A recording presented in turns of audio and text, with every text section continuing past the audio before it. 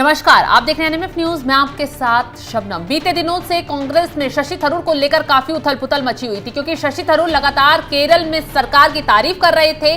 केरल में democratic party की जो सरकार है उसकी नीतियों की जमकर तारीफ कर रहे थे। प्रधानमंत्री मोदी और ट्रंप की मुलाकात की तारीफ कर रहे थे, जिससे आलाकमान जो है वो परेशान था। राहुल गांधी जो है शशि थरूर से नाराज बताए जा रहे थे। इसी बीच अब कांग्रेस आलाकमान ने एक बड़ी बैठक बुलाई है और इस बैठक में सभी कांग्रेस के वरिष्ठ नेताओं को तलब किया गया, केरल के नेताओं को तलब किया गया और शशि थरूर भी इस बैठक में मौजूद रहे।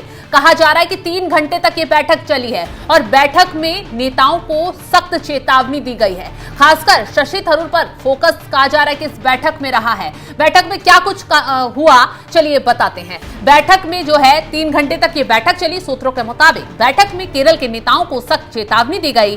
कहा गया पार्टी हित के खिलाफ टिप्पणी करने वालों के खिलाफ कड़ी कार्रवाई की जाएगी। इस बात को कांग्रेस सांसद शशि थरूर के हाल में दिए पार्टी विरोधी बयान को लेकर देखा जा रहा है। दरअसल उन्होंने बीते दिनों कहा था, मैं कांग्रेस में हूं, लेकिन अगर पार्टी को मेरी जरूरत नहीं है तो मेरे पास भी विकल्प मौजूद हैं। सूत्रों के मुताबिक बैठक में राहुल गांधी ने कहा, केरल में गांधी परिवार और वहां के लोगों के बीच भावनात्मक जुड़ाव है। हमें ऐसा कुछ भी नहीं करना या कहना चाहिए जो पार्टी लाइन के खिलाफ हो, क्योंकि ऐसा करने का मतलब है कि हम केरल के लोगों का अपमान कर रहे हैं। बैठक में कौन कौन मौजूद रहा ये भी आपको बता देते हैं। इस बैठक में कांग्रेस अध्यक्ष मल्लिकार्जुन खड़गे, केसी वेणुगोपाल मौजूद रहे, शशि थरूर मौजूद रहे, केरल कांग्रेस की अध्यक्ष मौजूद रही, प्रियंका गांधी मौजूद रही और सभी ने एक सुर में सख्त लहजे में कह दिया कि केरल में अगले साल विधानसभा चुनाव है और अगर जो भी नेता पार्टी लाइन को क्रॉस करेगा, पार्टी विरोधी बयानबाजी करेगा, उसके खिलाफ सख्त से सख्त कार्रवाई की जाएगी। तो ये साफ तौर पर इसका अर्थ यही निकल कर आ रहा है कि क्या बैठक में सीधे तौर पर शशि थरूर जैसे नेताओं को चेतावनी दी गई है? क्या बैठक में साफ बता दिया गया है कि अगर पार्टी के खिलाफ आप बयानबाजी करोगे या फिर गांधी परिवार पर सवाल उठाओगे तो नप जाओगे?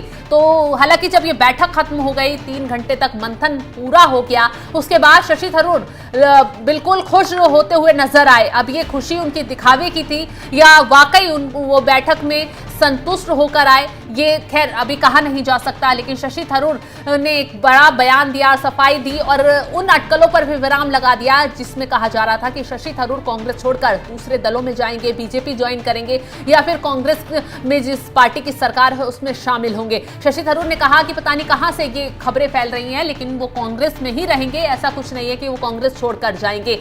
इसी के साथ केरल में पार्टी मामलों की जो प्रभारी हैं दीपा दास मुंशी ने कहा, हमारे पार्टी अध्यक्ष खड़गे जी ने कहा है कि हम सभी को पार्टी में अनुशासन का पालन करना चाहिए। दूसरी बात, नेताओं को एकजुट होना चाहिए और सामूहिक नेतृत्व होना चाहिए। हमें अपने पार्टी कार्यकर्ताओं को कम नहीं आंकना चाहिए। राहुल जी ने कहा है कि वे 5 साल से केरल में है और वे केरल के लोगों के साथ भावनात्मक जुड़ाव को समझते हैं, इसलिए हमें केरल के लोगों का अपमान नहीं करना चाहिए।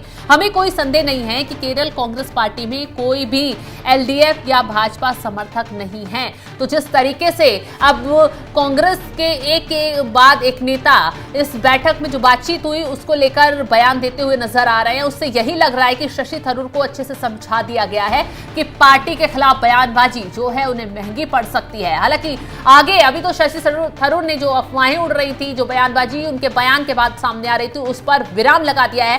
लेकिन आगे शशि थरूर क्या कदम उठाते हैं, क्या वो पार्टी की जो राहुल गांधी की नीतियां हैं उनके साथ चलते हैं या फिर जो पार्टी में उन्हें कमियां लगती हैं या फिर कोई भी कामकाज में उन्हें शामिल अगर नहीं किया जाता उस पर सवाल उठाते हैं, देखने वाली बात होगी। फिलहाल इस खबर पर आपकी राय क्या है, कमेंट कर जरूर बताएं। तमाम खबरों की अपडेट के लिए आप बने रहें हमारे साथ। नमस्कार।